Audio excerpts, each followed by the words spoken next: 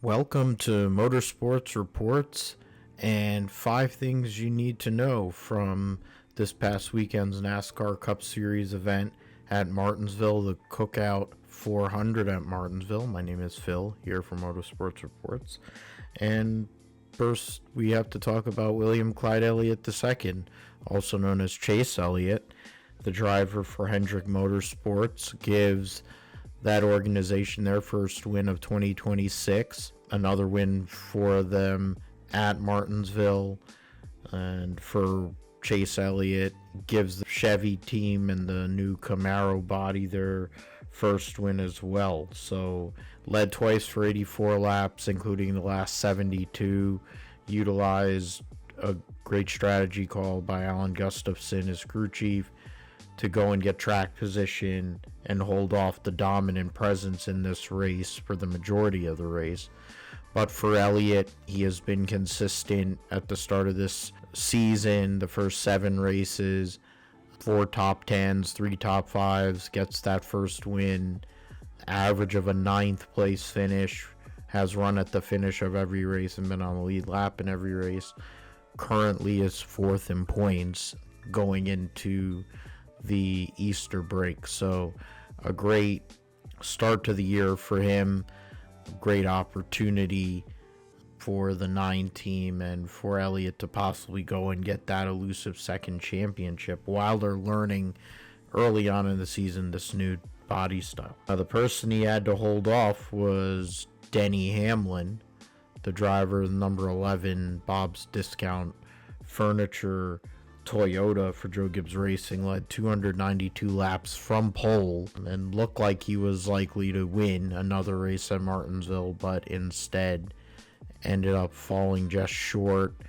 Had the fastest lap as well, so he won both stages, fastest lap, led the most laps in the race. He would have had a maximum points haul if he had won the race and would have been able to cut into his employee Tyler Reddick's lead a little bit more if he had been able to do so, but his car fell off late in the race. He had one run early in the race where he wasn't at the 4, wasn't able to be at the 4, and the cooling conditions, the temperatures, the sun going down might have affected Hamlin more than it affected Elliott or other guys. The race was relatively clean, only 3.5 cautions, they say, for cause, because one of them was combined with the end of stage 1. There wasn't really a lot of passing for another race at Martinsville with this next-gen car.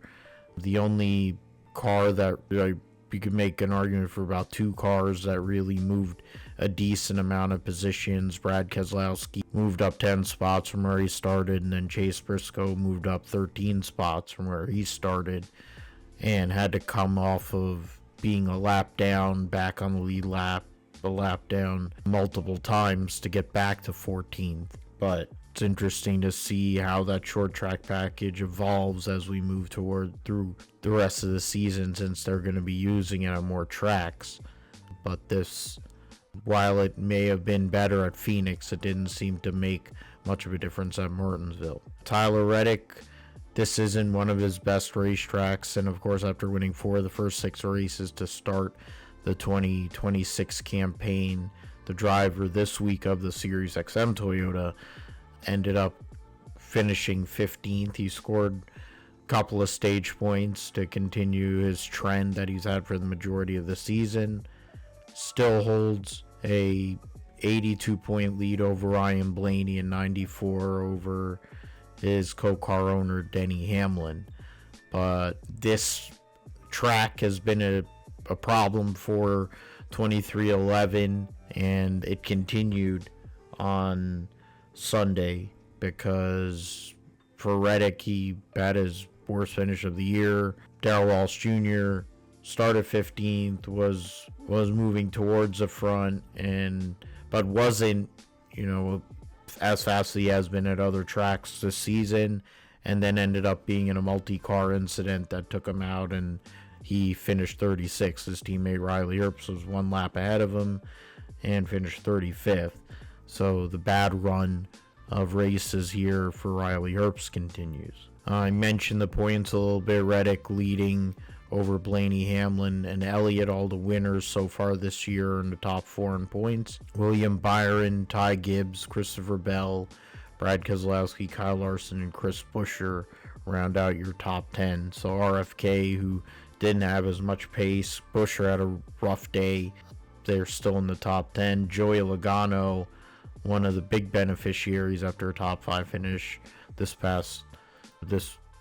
race after a terrible race at Darlington. So good turnaround for him. Cindric was another one. Josh Berry amongst those who had a better run, and Shane Van Gisbergen, best qualifying run on an oval, maintains his spot in the chase, 14th in points. We'll see how it goes. They'll be on break for Easter here this coming weekend, and they'll be back after that at Bristol.